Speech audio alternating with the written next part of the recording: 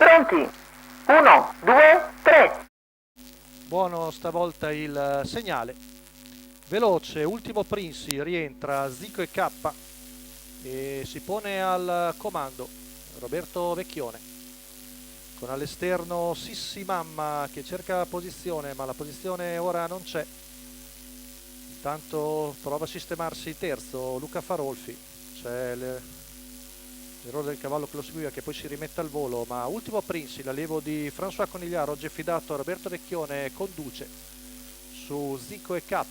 Poi vediamo all'esterno Numero di Tom 5 Forby, Vispa Bye che Bye si trascina l'8 di squalificato. Virtual Victory, poi all'esterno anche Revolver e Veles Daghi, partito bene, quindi in vantaggio ultimo Princi con Roberto Vecchioni. I primi 400 stati via in 37, ora siamo già al paletto dei 600 passati in 46,2, con in vantaggio sempre il figlio di Tossaut che conduce con vediamo all'esterno Tom Forby che agisce scoperto, mentre alla corda è Zico e K.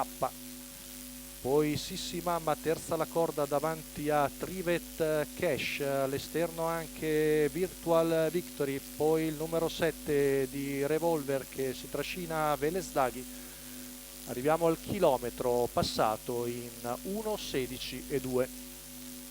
Siamo al secondo passaggio davanti alle tribune, prova lo spunto a largo Veles Daghi che scavalca Revolver e si pone a diretto contatto di Virtual Victory. Intanto 14,9 qui davanti alle tribune, mantiene ritmo abbastanza sollecito ultimo Princi, con all'esterno sempre Tom Forby, poi Virtual Victory, Veles Daghi che accenna la terza ruota, penultima curva passata in 15,3, ultimo Princi sempre in vantaggio. C'è lo scatto in terza ruota di Veles Daghi che avanza al largo, mentre si cede all'esterno Tom Forby, sempre Zico e K in seconda posizione, ma ultimo Princi passa in 14,5 la retta di là.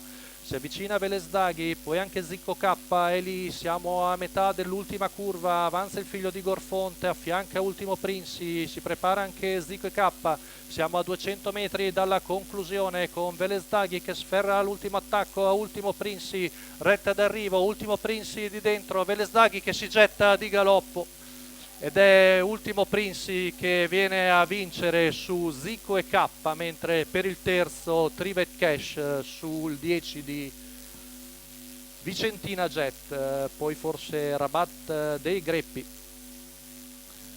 Ultimo Princi, François Conigliaro, Roberto Vecchione al doppio in giornata, in percorso di testa, vengono a vincere questa trissa, la quota addirittura di 6,38 per questo figlio di Tossau della signora Silvia Zampolli. Vengono a vincere in corsa di testa, si è gettato di galoppo Veles Daghi che lo stava impegnando all'ingresso in retta d'arrivo. Zico e K coglie il secondo posto. Vediamo per il terzo è il 6 di Trivet Cash, al quarto Vicentina Jet e probabilmente quinto l'11 di Rabat dei Greppi.